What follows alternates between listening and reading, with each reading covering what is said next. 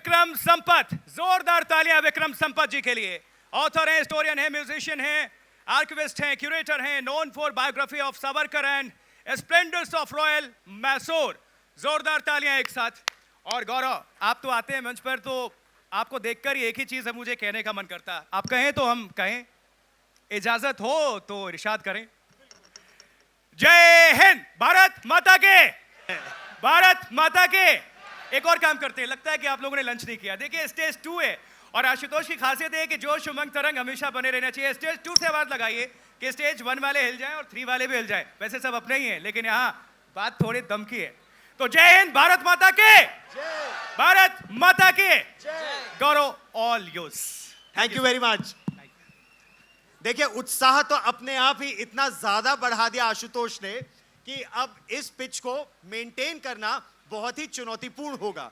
लेकिन आप और हम, और मैं आपसे जानना चाहूंगा कि दशकों तक हमने सुना, दे दी हमें आजादी बिना खड़ग बिना ढाल।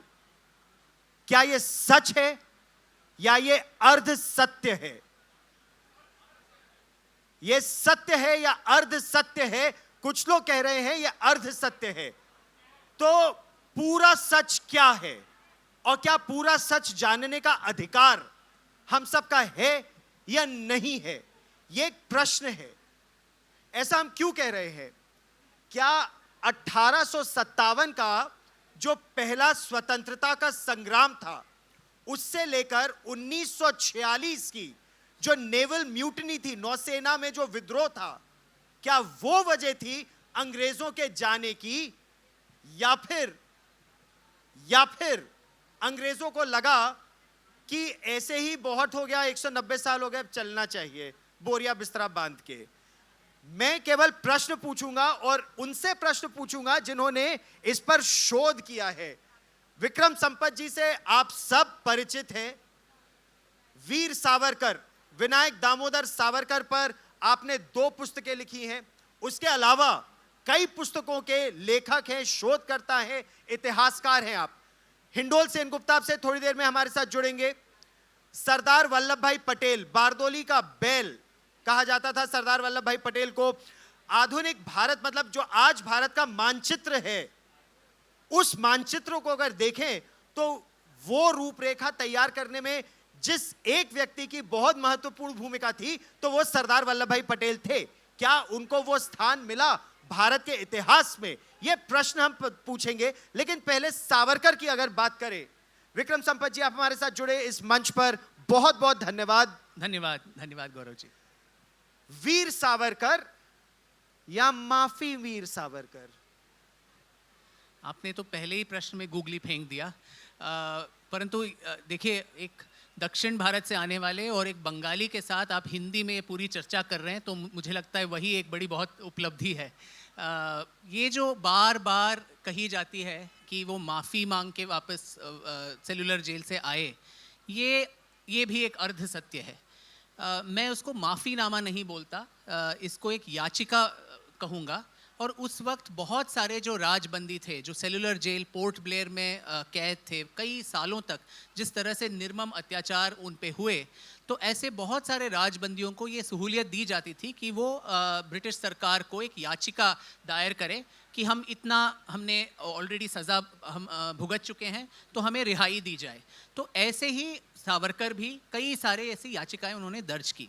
और अगर मैंने अपने किताब में उन सारे याचिकाओं को ज्यों का त्यों अपेंडिक्स में डाल दिया है। जो यहाँ लोग हैं वो जो पढ़ना चाहते हैं वो पढ़ सकते हैं वो याचिकाएं। उसमें कहीं भी ये नहीं कहा है कि मैं माफ़ी मांग रहा हूँ। इनफैक्ट वो बाकी जो राजबंदी थे उनके लिए एक वक्ता के रूप में भी वो बोल रहे थे। 1917 की अगर उनकी एक याचिका आप देखें, उसमें वो कहते हैं कि अगर आप मेरे नाम के जुड़ने से बाकी राजबंदियों की रिहाई में अगर कोई अड़चन हो रही है, तो आप मेरा नाम निकाल दीजिए और बाकी सबको रिहा कर दीजिए। उससे मुझे उतनी ही खुशी होगी जितनी मेरी रिहाई से होगी। तो इससे बहुत स्पष्ट ये हो जाता है कि वो बाकी जो राजबंदी जो बहुत जवान थे, अपने 19-20 के आयु के थे, उनको अंग्रेज़ी नहीं आती थी, जो अंग्रेज़ी कानून था उसके बारे में कोई जानकारी नहीं थी, तो वो इनको बड़ा बाबू कहते थे, जो लंदन से पढ़ के आए हैं। तो इनकी मदद लेके वो भी अपनी याचिकाएं दायर करते थे। और बहुत सारे अन्य राजबंदी, गौरव जी, जैसे राम प्रसाद बिस्मिल हो, अशफाकुल्ला खान हो, और इन्हीं के समकालीन सचिंद्र नाथ सान्याल जो वहाँ सेलुलर जेल में बंद थे, बारेंद्र नाथ घोष जो अरबिंदो घोष के भाई थे, इन सब ने भी याचिकाएं दायर की। ये बहुत एक नॉर्मल प्रोसीजर था। और गांधी जी ने खुद इनके जो छोटे भाई हैं, सावरकर के छोटे भाई, जब उनको जाके पूछते हैं कि मेरे जो बड़े भाई बहुत साल तक यहाँ कैद हैं, आप किसी तरह इनको निकालिए, तो वो खुद बोलते हैं कि आप अपने भाई को बोलिए कि याचिका दायर करें, मैं भी उनके बिहाफ पे एक याचिका दायर करूंगा।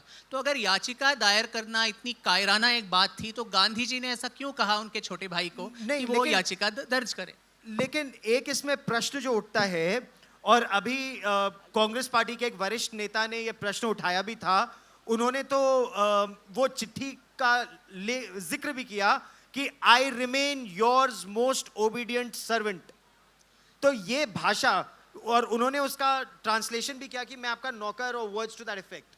देखिए, उन्होंने बहुत इनएडवर्टेंटली बहुत सारी और चिट्ठियों के बारे में हमारी जो अटेंशन है वो ड्रॉ किया है कि गांधी जी भी उस समय के जो लेटर्स थे उसमें लिखते थे, your excellency, your majesty, I have the honour of remaining your obedient servant. तो इसका ये मतलब नहीं कि गांधी जी भी सोल्ड आउट हो गए थे ब्रिटिश को। उस ज़माने का जो फॉर्मेट था, जो कॉलोनियल लेटर्स थे, वाइस रॉय को हो या फिर ब्रिटिश सरकार में महारानी या महाराजा को लिखना होता, तो ये फॉर्मेट सारे लोग फॉलो करते थे। आजकल लेटर में वार्म रिगार्ड्स टू यू लिखते हैं, योर्स सिंसियरली या वार्म रिगार्ड्स। मुझे आपके प्रति कोई रिगार्ड नहीं हो तो फिर भी मुझे वार्म रिगार्ड्स लिखना पड़ता है ना। तो इस तरह का एक फॉर्मेट वो फॉलो करते थे। तो इसको लेके अगर ऐसी बचकानी हर बातें हम करें तो आई थिंक ये बिल्कुल निरर्थक है। पब्लिसिटी जुटाने के लिए एक I think it's a tool to do that. और इसीलिए मुझे एक्चुअली लगता है, मैंने इस पे बारे में ट्वीट भी किया कि मैं इसके बारे में वाद विवाद करना ही नहीं चाहता, क्योंकि इनको जितना पब्लिसिटी इस विषय में मिलेगा उतना ज़्यादा ये प्रोत्साहित होंगे ऐसी बचकानी बातें और करते रहने की। तो आपका ये मानना है कि ये बचकानी बात है इस तरह की बात करना। हिंडोल भी हमारे साथ जुड़ गए हैं। स्वागत है आपका साहित्य आज तक के इस मंच पर। आपकी किताब का हम लोग जिक्र कर ही रहे थे, सरदार वल्लभ भाई Patel, the man who saved India. Bharat का वो मानचित्र अगर आज ऐसा है तो क्या 550 रजवाड़ों को जोड़ना, क्या वो कर पाए? ऐसा कश्मीर क्यों नहीं कर पाए, उस पर मैं आऊंगा, लेकिन the man who saved India क्यों? देखिए, हमारा ऐसा देश है और ऐसा जनरेशन है और ऐसा समय है कि सबको देश के बारे में बहुत कम पता है। और वो कम पता जो है वो कहाँ से शुरुआत होता है? वो शुरुआत होता है मानचित्र से, मैप से। सबको पता है कि भारत का मानचित्र ऐसा है, पर वो मानचित्र बना कैसे, कहाँ से आया, किसने बनाया, किसने कहा कि इतना ही जमीन पे भारत का मानचित्र बनेगा और बाकी पे नहीं बनेगा? ये सारे प्रश्नों का जो उत्तर है वो हमारे इतिहास जब बच्चों को पढ़ाया जाता है स्कूल में, वो कभी किसी को समझाया नहीं जाता है। उनको लगता है, इसीलिए ये जो आजकल के जो वोक जनरेशन है वो बड़े आसानी से कहते हैं कि नहीं नहीं जी, तो क्या हुआ, नेशन क्या होता है, देश क्या होता है, राष्ट्र क्या होता है, ये सब कुछ नहीं होता, हम तो सब एक है। नहीं, लोग तो यहां तक कहने लगे हैं कि अंग्रेजों ने पहली बार भारत को भारत बनाया। तो ये सब बातें इसीलिए लोग कहते हैं क्योंकि उनको कुछ पढ़ाया नहीं जाता है। ये जो मानचित्र है, जब ब्रिटिश भारत छोड़ के गए थे, एक तरफ था ब्रिटिश इंडिया जिसको कहते हैं, जिसपे ब्रिटिश राज का शासन था। दूसरे तरफ था प्रिंसली इंडिया, राजा रजवाड़ों का जिन पे शासन था। उनमें से सारे राजा रजवाड़े भी ब्रिटिश के छत्रछाया में भी काम करते थे, पर उनका अलग एक पहचान था। अब क्या हो रहा, ब्रिटिश क्या चाहते थे कि ये जब भारत स्वाधीन हो, ये सारा बट जाए और हर क्षेत्र एक अलग सा देश, अलग सा राष्ट्र हो जाए। अंग्रेजी में इसको बॉल्कनाइजेशन कहते हैं।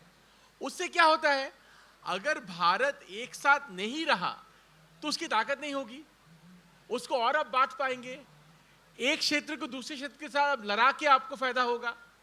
तो इसलिए ये चाहते थे कि ऐसा हो जाए। इसमें कुछ रजवाड़ों का भी हाथ था जो जिन्ना के साथ मिलके ऐसा करना चाहते थे, राजपूताना को अलग करना चाहते थे, वगैरह वगैरह। अब इसमें अड़चन ये आए कि सरदार वल्लभ भाई पटेल जैसे आदमी आ गए, तो सबको बड़ा तकलीफ हुआ उनसे कि ये आदमी आके तो बोल रहा है कि सबको एक साथ करना है। अच्छा, उसमें भी देखिए आप, जूनागढ़ का जब मामला आया, जूनागढ़ के जो नवाब थे उनको बड़ा कुत्तों से प्यार था, तो वो ज्यादातर टाइम तो कुत्तों की शादियां कराते रहते थे। काफी सारे कुत्ते थे उनके पास। अच्छा, सिर्फ कुत्ते नहीं, उनके पास काफी सारी बीवियां भी थी, है ना। तो ये था जूनागढ़ का नवाब। नहीं, ये मैं हंसने वाली बात नहीं, आप इतिहास में जाके देखिए, ये एकदम सच बात है और ये आप कहीं पे पढ़ेंगे, ये एकदम सच बात है। अच्छा, जूनागढ़ के जो नवाब थे उनके ज्यादातर जो लोग थे, जो उनके पॉपुलस थे, वो थे हिंदू। अच्छा, वहां पे जो अरेंजमेंट हुआ था तो प्लेबिससिट होना था, पर वो जिन्ना जी के साथ मिलके कुछ अपना अरेंजमेंट सेट करने की कोशिश कर रहे थे। अब वो सरदार पटेल को पता चल गया इसके बारे में, तो उन्होंने ये रोक दिया। तो वहां पे एक बहुत अच्छा आइटम निकला जब ये पूरा मामला खत्म हो गया। पटेल जी इनका आर्मी को भेज के प्लेबिससिट करा के जूनागढ़ भारत के साथ आ गया कि जी नवाब, और कहा जाता है ये कि नवाब चले गए, उड़ गए, पाकिस्तान चले गए, कुत्तों को ले गए पर बीवियों को छोड़ गए। तो ये था जूनागढ़ की कहानी, बड़े मजेदार कहानी है। इसके बाद आता है हैदराबाद और कश्मीर की कहानी। हैदराबाद और कश्मीर पर हम लोग आएंगे जी। मैं ये समझना चाहता हूं और मैं चाहता हूं जो नई पीढ़ी है वो भी समझे कि कश्मीर की समस्या क्यों आई, जूनागढ़ की कैसे सुलझ गई, हैदराबाद की कैसे सुलझाई गई, और इसमें जो अलग अलग किरदार हैं, नेहरू जी की क्या भूमिका थी कश्मीर में, सरदार पटेल की क्या भूमिका थी हैदराबाद में और जूनागढ़ में, इस पर हम चर्चा करेंगे। लेकिन हम दो पहलुओं पर चर्चा कर रहे हैं, एक सरदार वल्लभ भाई पटेल, दूसरा विनायक दामोदर सावरकर, वीर सावरकर। अगर हम सावरकर के प्रश्न पर एक बार फिर आए तो ऐसा क्यों था कि सावरकर को मिली काले पानी की सजा, जेल तो गांधी जी भी गए, जेल तो नेहरू जी भी गए, तीनों के जेल जाने में अंतर क्या था? देखिए, काला पानी की जो सज़ा थी, अगर हम उसके बारे में सोचे भी तो रोंगटे खड़े हो जाते हैं। जो बेसिक, जो मूलभूत सुविधाएं हैं, बेसिक ह्यूमन राइट्स, वो भी वहाँ के राजबंदियों को दिया नहीं जाता था। जैसे अच्छा खाना हो, खाने में बासी खाना होता था, उसमें कीड़े मकोड़े पड़े रहते थे, और फिर शौचालय जाने की सुविधाएं भी उनको नहीं दी जाती थी। सिर्फ फिक्स टाइम होता था, आप शौचालय जा सकते हैं, और आप जिस तरह का खाना खाते थे उससे सारे जो राजबंदी थे उनको डायरिया हो जाता था। तो उससे उनको, क्योंकि फिक्स टाइम था शौचालय जाने का, तो वो अपने ही कमरों में जहाँ वो कैद थे, छोटे छोटे जो सेल्स थे वहाँ, उसी में खड़े होके उनको स्टैंडिंग हैंडकफ्स की जो पनिशमेंट दी जाती थी, तो खड़े खड़े उनको मलमूत्र सब अपने ही कमरे में करना पड़ता था, और उसी में उनको रहना, खाना पीना, सोना सब पड़ता था। और पूरे दिन जो कोल्हू का बैल का पनिशमेंट दिया जाता था कि कोल्हू के बैल के तरह पूरे दिन वो धूप में खड़े होके पोर्ट ब्लेयर में 30 पाउंड ऑयल निकालना है, तेल निकालना है, और अगर तेल एक भी आउंस भी कम हो तो उनको कोड़े पड़ते थे, उनको खाना नहीं दिया जाता था, उनको पहनने के लिए अच्छे कपड़े नहीं मिलते थे, हॉस्पिटल की सुविधाएं नहीं मिलती थी। इस तरह सावरकर ही नहीं, सारे जो क्रांतिकारी तबके के लोग थे, जो आपने बोला कि जो दे दी हमें आज़ादी बिना खड़ग बिना भाल, जो दूसरा तबका था जो भाल के साथ खड़ा हुआ 1857 से 1946 तक, तो उस तबके के बहुत सारे लोग ही जाते थे पोर्ट ब्लेयर। कांग्रेस का एक भी आदमी पोर्ट ब्लेयर में क्यों कैद नहीं था? मैं ये नहीं कह रहा हूँ कि गांधी जी या नेहरू जी को जो सज़ा हुई वो कोई कम थी या वो जेल नहीं गए। नेहरू भी 9 साल, 10 साल, 11 साल, बहुत साल जेल में रहे, पर वहाँ उन्हें सहूलियतें मिलती थी। वो किस लिख तरह सकते की जेल थे। थी? वो किस तरह की जेल अब थी? 1942 के भारत छोड़ो आंदोलन के समय भी गांधी जी को आगा खान पैलेस में रखा गया था, और नेहरू जी को का जो जेल कंडीशन है आप देख लीजिए, वो खुद कहते हैं वहाँ रोज़ गार्डन था, वहाँ बैडमिंटन खेल सकते थे, घर से खाना मंगवा सकते थे। वो अपने बेटी को पत्र लिख के, लेटर्स टू द डॉटर, वो किताबें बन गई। यहाँ पे सावरकर और बाकी राजबंदियों को लिखने पढ़ने का कोई सहूलियत नहीं दिया जाता था। वो अपने नाखून से और चारकोल से लेके दीवारों पे अपनी कविताएं लिखते थे, और इसको देख के जो जेलर था वो सारा आके उस पर पेंट लगा देता था, सारी जो कविताएं इन्होंने लिखी थी वहाँ। और ये बहुत अच्छे कवि भी थे सावरकर। वो 5000 और 6000 लाइंस की जो कविताएं हैं मराठी के, वो सब उन्होंने कंठस्थ कर लिए थे। तो जो पेंट होने के बावजूद वो सब उनको याद थे, और बाहर आने के बाद कमला, सप्तर्षि जैसे बहुत सारी कविताएं जो उनसे आईं वो सब जेल में लिखी गई थी। तो जेल के जो कंडीशंस हैं वो भी हमें देखने चाहिए, और ऐसे कंडीशंस में नेचुरल है कि सरकार भी, आज भी जो क्रिमिनल्स हैं या नक्सल्स हैं जो भी हैं, उनको रेमिशन दिया जाता है, एक क्लेमेंसी का ऑप्शन दिया जाता है, जिसको फांसी के तख्ते पे भी लटकाया जाता है। उसके पहले प्रेसिडेंट ऑफ इंडिया को पार्डन लिखने का एक प्रथा है। तो उसी तरह सरकार उस समय बहुत सारे जो पॉलिटिकल राजबंदी थे उनको ये याचिका दर्ज करने की सहूलियत देते थे। तो एक तरफ नेहरू जी, गांधी जी और बाकी कुछ फ्रीडम फाइटर्स थे जो अलग तरह की जेल में थे, और एक तरफ सरदार पटेल थे, वो काले पानी की सजा की 6000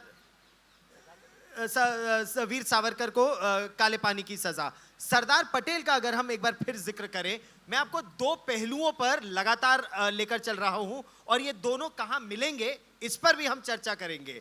लेकिन अब अगर बात करें सरदार पटेल की, जूनागढ़ का आपने जिक्र किया कि वहां के जो नवाब थे वो अपने प्लेन में उड़ गए, कुत्तों को लेकर, बीवियों को छोड़ गए भारत। हैदराबाद की अगर बात करें तो नेहरू जी और सरदार पटेल हैदराबाद को किस तरह सॉल्व करना है, दोनों में बड़ा मतभेद था, लेकिन फिर भी पुलिस एक्शन हुआ। क्या कहानी थी ये? देखिए, कश्मीर और हैदराबाद का मामला एक तरफ थोड़ा सा सिमिलर है। क्यों सिमिलर है? क्योंकि दोनों क्षेत्र में फाइनल जो डिसीजन लिया गया to send armed forces, army को भेजने का जो डिसीजन लिया गया वो सरदार पटेल का था।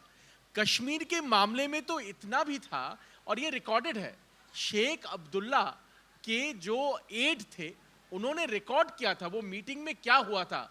मीटिंग में जब अटैक शुरू हुआ पाकिस्तान से, कहा गया कि नॉर्थ वेस्ट फ्रंटियर प्रोविंस से इर्रेगुलर आ रहे हैं। अब ये इर्रेगुलर का बात बताइए, तब से चल रहा है। कारगिल में भी कहा गया इर्रेगुलर आ रहे थे, अब 1947 में भी इर्रेगुलर ही आ रहे थे। चलो, इर्रेगुलर का जब अटैक शुरू हुआ तब दिल्ली में एक मीटिंग हुआ। मीटिंग में क्लियरली शेख अब्दुल्ला और बाकी जो कश्मीर के लोग थे उन्होंने कहा कि महाराजा हरि सिंह का भी ये संदेश है, वहां से आया था। महाराजा हरि सिंह के साथ सरदार पटेल का हमेशा कॉरेस्पॉन्डेंस, लेखन चलता रहता था। तो वहां से आया है कि अगर इंडियन आर्मी सपोर्ट नहीं करती है तो कश्मीर हमारे हाथ से निकल जाएगा, हम कश्मीर को नहीं डिफेंड कर पाएंगे। डोगरा राजपूतों ने बहुत बहादुरी से डिफेंड किया था, पर उनके पास उतनी मतलब उनके पास क्षमता ही उतना ही था। अब इसमें वो लिखते हैं, ये एक रिटन है पूरा, कि वो मीटिंग में बहुत ही मतलब सब लोग बहुत, अंग्रेजी में जिसको कहते हैं डिस्पोंडेंट, बहुत ही मतलब नाखुश, कोई डिसीजन नहीं ले पा रहा है, कोई कुछ कह रहा है, कोई कुछ कह रहा है, कोई कभी भी असल में कश्मीर का मामला सॉल्व कैसे होगा वो कोई डिसीजन ले ही नहीं पा रहा है। और वहां पे लिखा है कि पटेल बहुत बीमार थे, पटेल जी बहुत देर तक चुपचाप लोगों को सुनते रहे, वो लोग बोलते रहे, ये नहीं वो नहीं।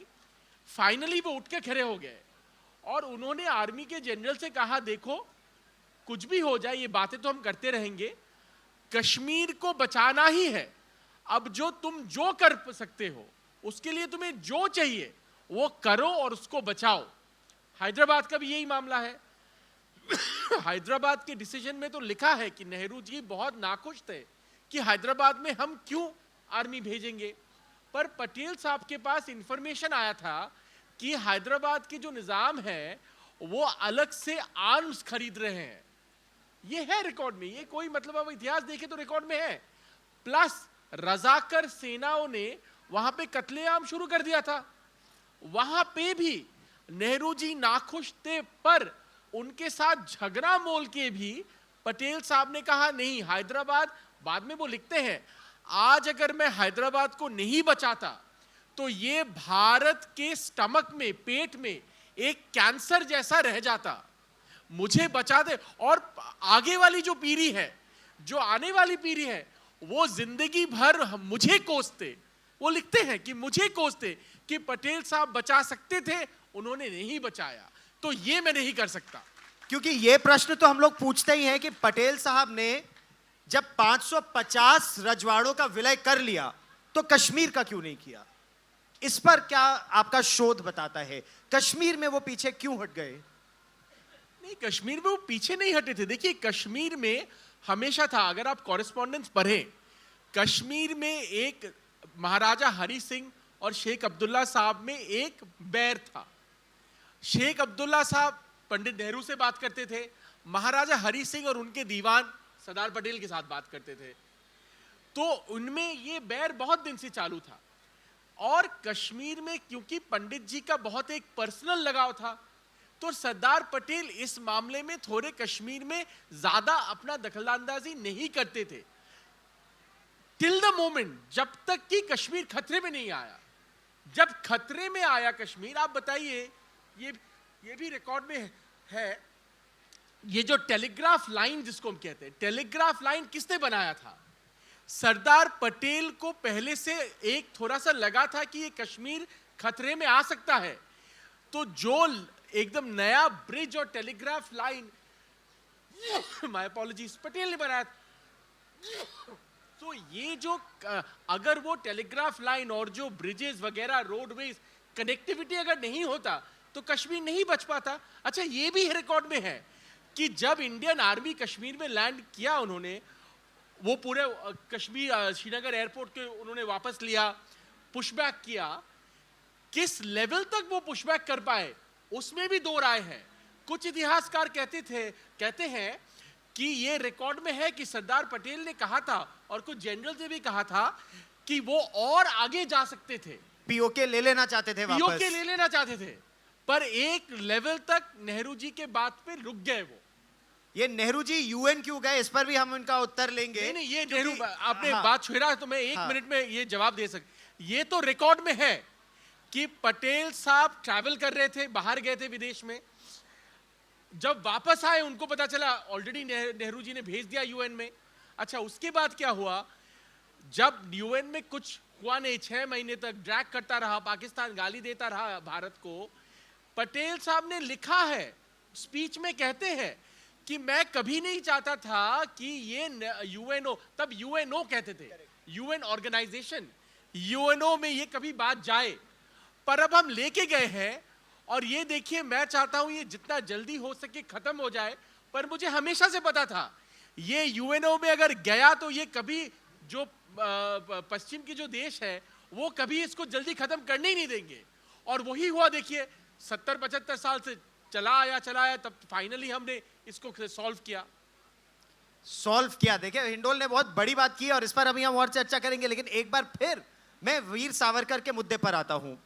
तो वीर है या माफी वीर है, ये निर्णय आप करेंगे।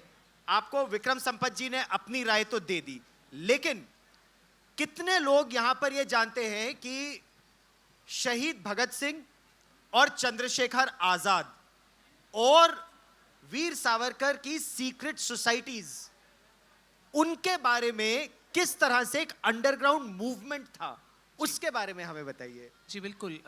तो देश में जो सबसे पहला जो गुप्त संस्थाएं थी, सीक्रेट सोसाइटी, जो इटालियन रेवोल्यूशनरीज मज्जीनी और गैरीबॉल्डी इन सब से प्रेरित होके वो वीर सावरकर, उनके बड़े भाई बाबा राव सावरकर, इन्होंने बनाई थी, जिसका नाम अभिनव भारत हुआ करता था महाराष्ट्र में।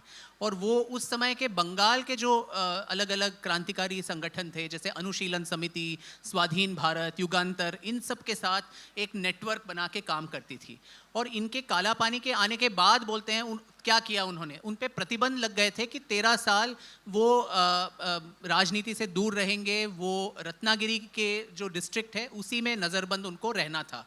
परंतु अंडरग्राउंड नेटवर्क्स जो थे वो चालू थे तब भी। भगत सिंह ने, सावरकर ने जो किताब लिखी 1857 के बारे में, जो सारे क्रांतिकारियों के लिए एक भगवत गीता की तरह बन गई थी कि क्रांति क्या होती है, क्रांति कैसे देश में चलाए जाना चाहिए, इसका पूरा बखान उस किताब में थी। जो तब तक हम सिर्फ सिपाही विद्रोह कह के उसका जो महत्व है उसको गौण कर रहे थे, उसको उन्होंने वहीं ब्रिटेन में रह के उस पर संशोधन करके 2 साल उस पर रिसर्च किया और उसको भारत का प्रथम स्वतंत्रता संग्राम का नाम भी दिया। और इस किताब का जो तीसरा एडिशन था वो भगत सिंह ने पब्लिश किया था।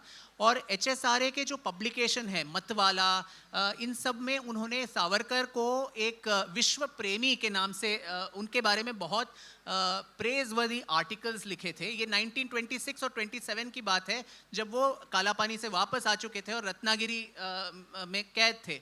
और चंद्रशेखर आज़ाद और बाबा राव सावरकर, आज़ाद के खुद को गोली मार के जब उन्होंने अपने आप को अंत कर दिया, उसके एक दिन पहले दोनों मिलते हैं बनारस में। और वो डॉक्यूमेंटेड एक फैक्ट है जो मैंने अपनी किताब में प्रस्तुत की है कि उस दिन ऑलमोस्ट 3-4 घंटे तक उनका मीटिंग चलता है।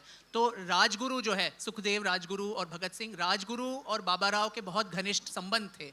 तो बाद में भी राश बिहारी बोस, जिन्होंने इंडियन नेशनल आर्मी का गठन किया 1937 से, उनके इतने सारे पत्र हैं सावरकर को कि आप ही हैं जो समझ पा रहे हैं कि सेना में बगावत कराने से ही भारत को आज़ादी मिलेगी। आप बार बार इसी बारे में बात कर रहे हैं। आज बोल रहे हैं कि सावरकर ने कहा कि सब लोग सेना में भर्ती हो जाओ, इससे ब्रिटिश सरकार की जो है सशक्तिकरण हो जाएगा। वो उल्टा था। वो क्या था कि आप सेना में भर्ती हो जाइए, शस्त्र प्रतीक्षा ले लीजिए और फिर आप सुभाष चंद्र बोस के इंडियन नेशनल आर्मी में ज्वाइन कर लीजिए, डिफेक्शन कर लीजिए। जो 1857 की जो बीज उन्होंने बोया था कि सेना में अगर बगावत हो जाए तो ब्रिटिश साम्राज्य का जो इमारत है वो गिर जाएगा। और तो यही हुआ, असल में हुआ जो आज़ाद हिंद फौज का था। और नेताजी सुभाष चंद्र बोस भी भारत से भागने के बिल्कुल 6 महीने पहले जून 1940 में सावरकर सदन में सावरकर से मिलते हैं मुंबई में। वो तब फॉरवर्ड ब्लॉक में थे, वो चाहते थे कि सिविल डिसोबीडियंस एक मूवमेंट शुरू करे। तो पत्र व्यवहार में ये अंकित है कि सावरकर ने उनको बताया कि देखो, एक और movement, mass movement, non violent movement करने से कोई फ़ायदा नहीं, दुश्मन का दुश्मन अपना दोस्त है, आप राश बिहारी बोस के साथ मिल जाओ और भारत के बाहर चले जाओ और एक सेना का गठन करो। तो उसके बिल्कुल 6 महीने बाद जनवरी 1941 में नेताजी वहाँ से निकल जाते हैं और राश बिहारी बोस तब तक ऑलरेडी आज़ाद हिंद फौज का गठन कर चुके होते हैं। तो इन सारे कारणों से अगर आप ब्रिटिश दस्तावेज देखें तो वो बार बार जो मैंने उद्धृत किए हैं अपने किताब में, उसमें लिखा गया है कि ब्रिटिश सरकार बोलती है कि this man Savarkar is fiercely anti British, he is not to be trusted, उन पे विश्वास हम नहीं कर सकते हैं, ये जो खुफिया तरीके से क्रांतिकारी गुटों से संबंध रखते हैं, ये एक्सिस पावर से इनका संबंध है। तो ये ब्रिटिश सरकार के on the face of it हमारे समर्थक जैसे बात कर रहे हैं, पर अंदर ही अंदर ये खुफिया तौर पे अंडरग्राउंड नेटवर्क से काम कर रहे हैं। तो ये ब्रिटिश दस्तावेज खुद अगर ये पिट्ठू थे, अगर ये उनके तरफदार थे, तो ब्रिटिश सरकार उन पे इतना संदेह की दृष्टि से क्यों उनको देखते? तो ब्रिटिश सरकार उन्हें संदेह की दृष्टि से देखती थी और वो सेना में भर्ती हो जाओ कहते थे ताकि नेवल म्यूटनी हो सके या एयरफोर्स में म्यूटनी हो सके। स्वतंत्रता के बाद क्या ये बात क्लेमेंट एटली ने असल में कही? क्या ये बात क्या सच साबित हुई? बिल्कुल, ये बहुत अच्छी बात आपने बताई कि आज़ादी के बाद 1952 या 53 में जो ब्रिटेन का प्रधानमंत्री थे क्लेमेंट एटली, जिनके कार्यकाल में भारत को स्वतंत्रता मिली, तो वो भारत आते हैं और वो कई जगह जाते हैं, इलाहाबाद, इधर उधर लखनऊ, और फिर कलकत्ता पहुंचते हैं। वहाँ फणिभूषण चक्रवर्ती नाम के एक्टिंग गवर्नर ऑफ बंगाल, जो वहाँ के चीफ जस्टिस भी थे, उनके साथ वो बातचीत करते हैं। और पीबी चक्रवर्ती अपने मेमोयर्स में लिखते हैं कि ये पूछते हैं उनको, एटली साहब को, कि हमें किसी को भी ये विश्वास नहीं था कि ब्रिटेन इतने जल्दी भारत को स्वाधीन करके चला जाएगा, तो क्या कारण था कि आप भारत को छोड़ के जल्दी में चले गए। तो क्लेमेंट एटली खुद बोल रहे हैं, जो प्रधानमंत्री जिन्होंने ट्रांसफर ऑफ पावर साइन किया, वो खुद उसमें कहते हैं कि नेताजी सुभाष चंद्र बोस और आईएनए की जो हरकतें थीं, उन सब से ये डर पैदा हो गया था कि भारतीय ब्रिटिश सेना में एक बगावत हो सकती है। हम ऑलरेडी जो दूसरा विश्व युद्ध है उससे बहुत वीक हो गए थे। भारत जैसे इतने बड़े उपनिवेश में एक और विद्रोह हम सहन नहीं कर पाएंगे। 1857 की पुनरावृत्ति अगर हो जाए, जो मास मर्डर्स हैं ये सब हो जाए, तो हम उसको फाइट बैक नहीं कर पाएंगे। इसलिए जल्दबाजी में हमने सोचा कि वी विल ट्रांसफ़र पावर और चले जाएंगे। फिर चक्रवर्ती साहब ने फिर पूछा, और ये भी दर्ज है, ये मेरी बात नहीं है, कि जो 1942 का जो भारत छोड़ो आंदोलन है या अहिंसात्मक आंदोलन, और महात्मा गांधी के जो उस समय का जो कार्यक्रम था, उसका कितना असर हुआ ब्रिटिश सरकार के फाइनल डिसीजन में कि आप भारत छोड़ के जाएं। तो क्लेमेंट एटली मुस्कुराते हुए बोलते हैं कि मिनिमल, बहुत कम। तो ये उनके विचार है, मैं फिर से बोल रहा हूँ, ये मेरे नहीं। तो उनके खुद के जो प्रधानमंत्री ऐसे बोल रहे हैं, तो मैं आज गौरव जी, हमें ये किसी को गौण नहीं करना चाहिए, किसी को कम या ज़्यादा नहीं करना चाहिए। जो अहिंसात्मक आंदोलन था और जो महात्मा गांधी जी का जो योगदान था, वो कोई उस पर दो सवाल निशान नहीं कर सकते।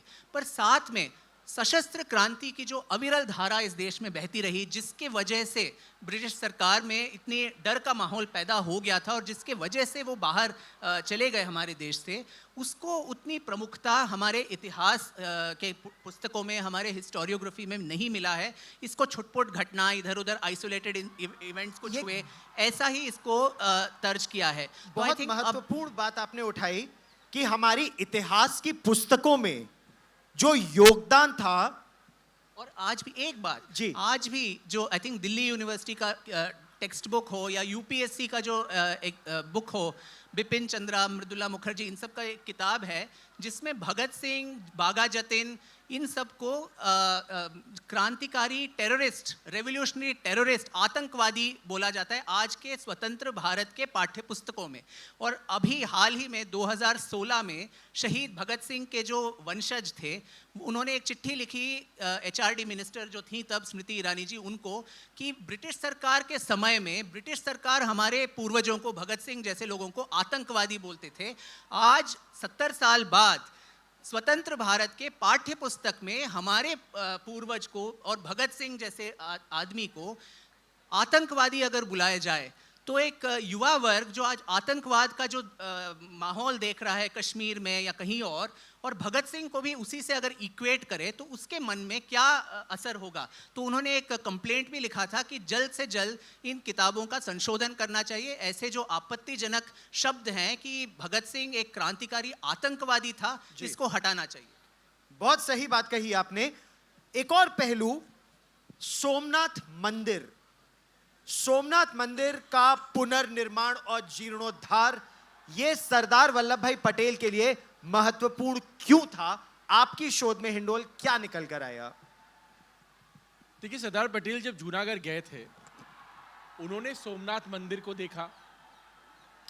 अच्छा, अब सोमनाथ मंदिर पे जब गए वो, उनको लगा कि ये सोमनाथ का जो इतिहास है, वो इतिहास दिखाता है कि कई बार बहुत सारे इतने आक्रमण हुए सोमनाथ पे, इतने आक्रमण हुए। आप सोचिए कितना पैसा था सोमनाथ पे, कितना सोना था, कि इतनी बार आक्रमण होता गया, कोई ना कोई सोमनाथ में फिर भी खत्म नहीं हुआ उसका खजाना। तो वो उन्होंने देखा और उन्होंने सोचा कि देखिए, सोमनाथ सिर्फ एक मंदिर नहीं है, सोमनाथ एक सिंबल है। सोमनाथ एक दर्शाता है कि भारत की जो इतिहास है, भारत की जो संस्कृति है, उसमें जितना भी आप हमला बोल लो, जितना भी आप हमला करो, जितना भी अत्याचार करो, उसमें ये क्षमता है कि बार बार अपने आप को पुनर्जीवित करे। तो उन्होंने कहा फिर कि सोमनाथ को हमें रिवाइव करना चाहिए। तो उसके बाद कुछ दिन बाद ही सरदार वल्लभ भाई पटेल के मृत्यु हो गया। उसके बाद सोमनाथ का काम शुरू हुआ, के मुंशी ने उसका काम किया। अब मुंशी साहब जब उनके ऊपर सोमनाथ के काम कर रहे थे, पैसा इकट्ठा कर रहे थे, लोगों से बात कर रहे थे, रिकंस्ट्रक्शन का काम कर रहे थे, उनको चिट्ठी आया पंडित नेहरू से कि आप ये काम मत करिए, ये सेक्युलर काम नहीं है। तो एक चिट्ठी के मुंशी साहब ने लिखा, और जो चिट्ठी हमारे पास है, मौजूद है, कि देखिए ये सरदार पटेल ने मृत्यु से पहले मुझे ये काम सौंप के गए थे। उनको लगा था कि राष्ट्र का काम है ये। अब सरदार पटेल मृत्यु से पहले मुझे कह के गए थे, ऐसा हो नहीं सकता कि मैं ये खत्म ना करूं। और जनता भी हमारे साथ है, लोगों का पार्टिसिपेशन हमें मिल रहा है। उन्हें लगता है कि मुंशी लिखते हैं पंडित नेहरू को कि मुझे लगता है सोमनाथ का अगर पुनर्निर्माण राष्ट्रवाद का काम नहीं है तो राष्ट्रवाद का काम कुछ भी नहीं है नए भारत में। तो एक सोमनाथ में दिव्य मंदिर बने, ये राष्ट्रवाद से जोड़ा सरदार पटेल के बाद के मुंशी जी ने। नहीं, सरदार पटेल ने भी जोड़ा था, के मुंशी ने भी जोड़ा। मैं आपको एक उदाहरण देता हूं कि क्यों ये ऐसा काम, व्हाई इट इज इंपॉर्टेंट, ये इतना महत्वपूर्ण क्यों है। मेरे जो लेटेस्ट किताब है श्रीला प्रभुपाद जी के बारे में, इस्कॉन के बारे में, वो जब विदेश गए, अमेरिका गए, वहां पे जब सैन फ्रांसिस्को गए थे, मंदिरों का, आप देखिए मंदिर का क्या महत्वपूर्ण है, क्यों मंदिर महत्वपूर्ण है हमारी सभ्यता में। वो जमाने में गौरव एक माहौल था फ्री लव का, वो एंटी वियतनाम वॉर के प्रोटेस्ट था। वो बहुत लोग एंटी वियतनाम, वो नहीं चाहते कि अमेरिका वियतनाम में युद्ध करे, उसके लिए बहुत उनके शहरों में प्रोटेस्ट होते थे। वो जब सैन फ्रांसिस्को गए, उन्होंने देखा ऐसे बहुत बड़ा बड़ा म्यूजिक फेस्टिवल वहां पे होता था एंटी वियतनाम वॉर का।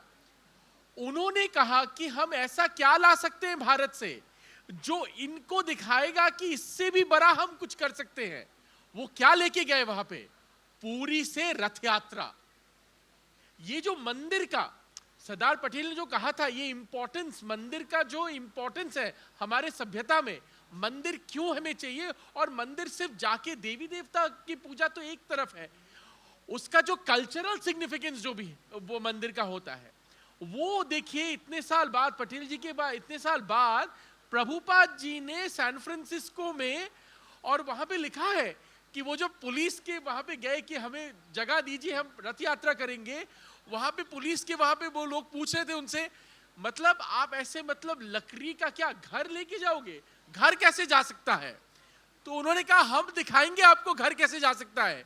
और वो माहौल में जो जब से बड़ा म्यूजिक फेस्टिवल वहां पे होता है, गीत संगीत का फेस्टिवल होता था, उन्होंने सबसे बड़ा रथ यात्रा किया सैन फ्रांसिस्को में जाके। तो पटेल से लेके आप वो देखिए, वो जो चिंता जो है, वो धारा जो है कि मंदिर क्यों निर्माण चाहिए और मंदिर क्या करता है हमारे सभ्यता में। तो मंदिर जोड़ता है समाज को, क्या ये सोच थी उस समय सरदार पटेल की भी।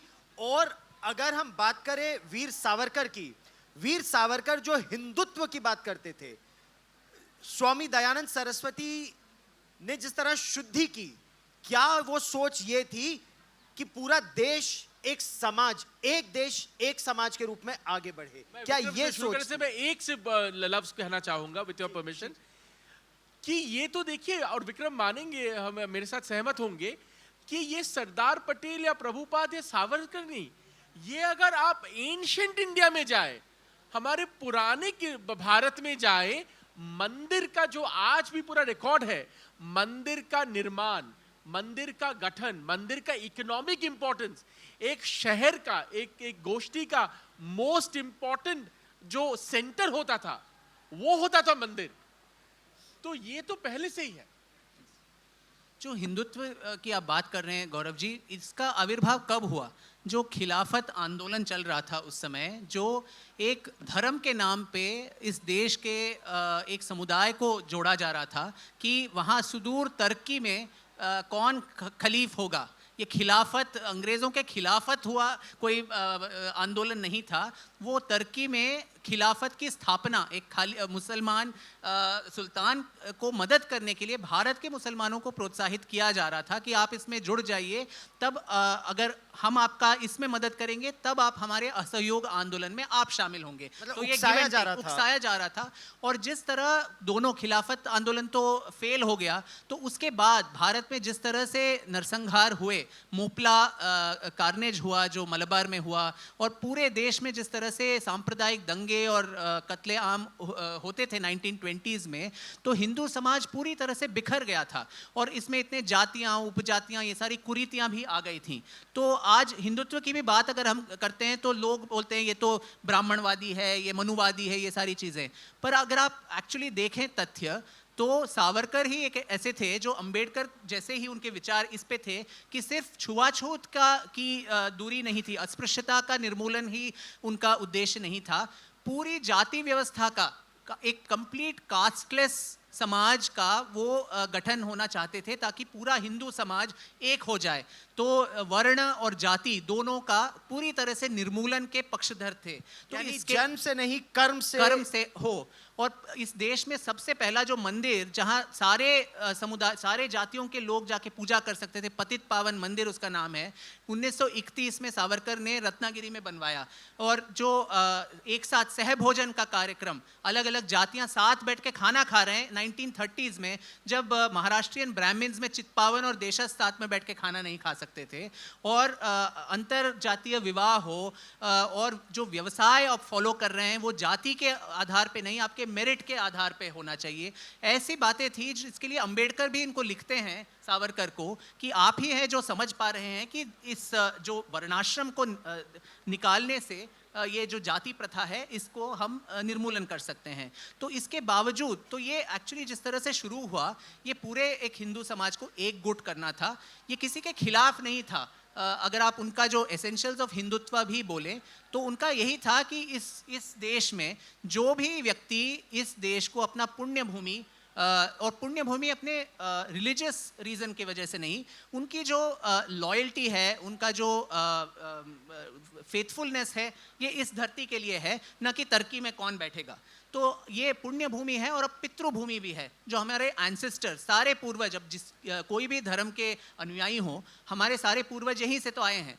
तो जिसका पुण्य भूमि और पितृभूमि ये भारत है, तो उस आदमी को हम हिंदू बोलेंगे सांस्कृतिक और राष्ट्रीय एक परिभाषा में, न कि अपने जाति या धर्म के रूप में। आप मुसलमान हो सकते हैं, पारसी, बौद्ध, जैन, जो भी, आप अपने घर में अपनी पूजा, नमाज और जो भी रीति है आप फॉलो कीजिए, पर राष्ट्रीयता और सांस्कृतिक तौर से जो कल्चरल नेशनलिज्म है उसके हिसाब से आप हिंदू कहलाए जाएंगे। ये था हिंदुत्व का जो जब तो उसका शुरुआत हुआ। अभी जो लगातार वार हो रहा है, बार बार जो वार हो रहा है, क्या ये सावरकर पर वार है या सावरकर की उस सोच पर वार है जो एक सशक्त राष्ट्र के निर्माण की कल्पना थी?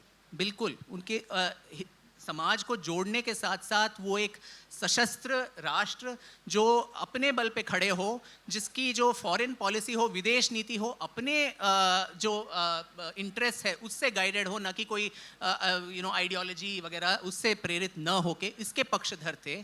और आप देखिए गौरव जी, जब 1966 में सावरकर जी की मृत्यु हुई, तब की जो प्रधानमंत्री थी इंदिरा गांधी जी, वो खुद लिखती हैं अपने संदेश में कि आज देश ने एक बहुत महान एक बेटे को खोया है, जिसका ब्रिटिश साम्राज्य के खिलाफ जो आंदोलन था उसमें बहुत उनका प्रमुख एक योगदान था। करेज और पेट्रियाटिज्म के वो बाईवर्ड थे, मतलब देशभक्ति और जो साहस है उसके एक परिचायक थे वो। और सिर्फ ये एक शिष्टाचार के लिए एक दिया हुआ मैसेज नहीं था, बाद में उन्होंने उनके ऑनर में एक डाक टिकट भी जाहिर किया था। फिर उनके जो मेमोरियल है, स्मारक के लिए अपने धन, कुछ अपने तरफ से 11,000 रुपये उन्होंने धन भी दिया। भारत सरकार के इंफॉर्मेशन एंड ब्रॉडकास्टिंग मिनिस्ट्री के तौर से इंदिरा जी ने इन पे एक फिल्म भी बनाई। तो क्या इंदिरा जी जैसे शीर्षस्थ नेता, उनको पता नहीं था कि ये गद्दार थे, ये ब्रिटिश पिट्ठू थे, ये मुसलमान विरोधी थे, गांधी हत्यारे थे, ये सब उनको भी पता था।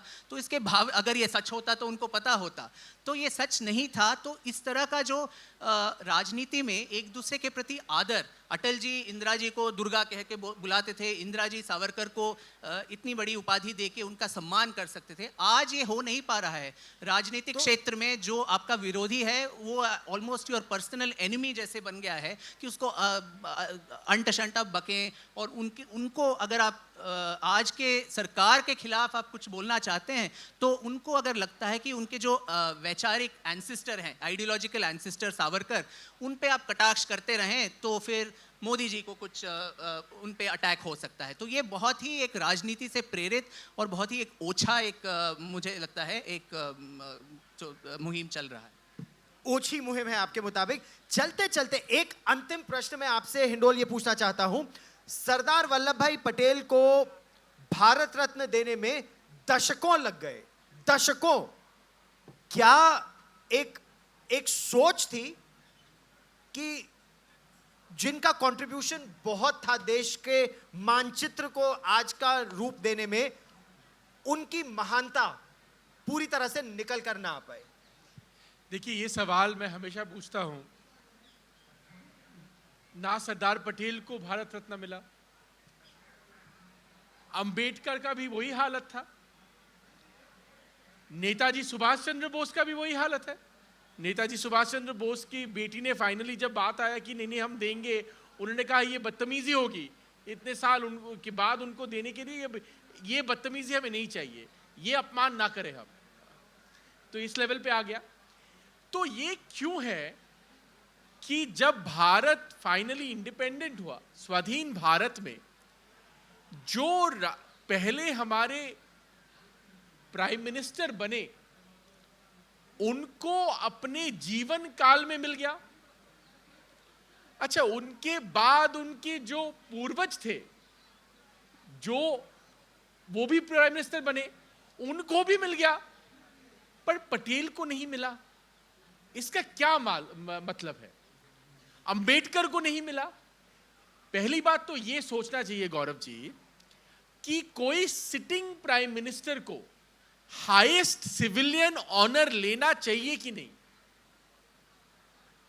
एक सिटिंग प्राइम मिनिस्टर, क्योंकि आपके सरकार में ये एक ऑनर दिया जा रहा है, आप खुद ही ले रहे हो, इसका क्या बात है? ये पहली बात है। मेरे हिसाब से सिटिंग प्रधानमंत्री, सिटिंग प्राइम मिनिस्टर को, किसी भी देश की सिटिंग प्राइम मिनिस्टर को उस देश का जो सर्वप्रथम पुरस्कार हो, वो जब वो प्रधानमंत्री रहे तब नहीं लेना चाहिए। उसको बाद में दिया जाए वो अलग बात है, पर जब आप खुद पावर में है आप कैसे ले सकते हो? चलो खैर, आपने ले लिया, पर पटेल साहब के बारे बात आप भूल गए। अब वो कहते हैं कि नहीं, वो तो it was a administrative oversight. मतलब जी हम तो ले रहे थे, पर पटेल साहब का जब नाम आया तो हम सिर्फ भूल गए। वो कहते हैं ना कि सरकार में फाइल कहाँ गई, वो चूहे खा गए। तो ऐसे एडमिनिस्ट्रेटिव ओवरसाइट हो गया।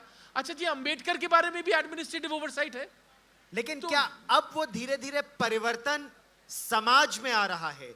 क्योंकि जो नए लेखक हैं, शोधकर्ता हैं, इतिहासकार हैं, वो कई ऐसे नए तथ्य और पहलू लेकर आ रहे हैं जो आप और हम सबको सोचने के लिए मजबूर करते हैं कि हम इतिहास को उसके करेक्ट पर्सपेक्टिव में देखें। देखिए गौरव जी, ये मैं एकदम सहमत हूं आपसे।